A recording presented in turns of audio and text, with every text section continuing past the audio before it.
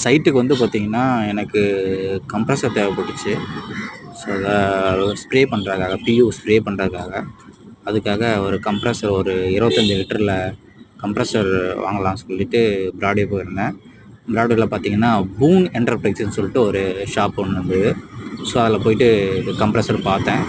So இந்த brand எனக்கு பிடிச்சிருந்தது. என்ன பிராண்டு பார்த்தீங்கன்னா இண்டிகோ பிராண்டு. ஸோ வாங்கிட்டு சரி செக் பண்ணி காட்டுங்க அப்படின்னு சொல்லிட்டு கேட்டிருந்தேன். அவங்களும் பார்த்திங்கன்னா ஆன் பண்ணி காமிச்சாங்க.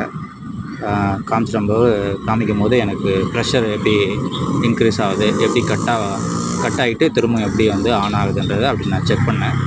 நீங்களும் இந்த வீடியோவில் பார்த்தீங்கன்னா உங்களுக்கே தெரியும் ப்ரெஷர் கேஜில் எப்படி ப்ரெஷர் எப்படி இன்க்ரீஸ் ஆகும் நீங்களே இந்த வீடியோவில் பார்த்தீங்கன்னா உங்களுக்கே தெரியும். கிராஜுவலாக இன்க்ரீஸ் ஆகுது.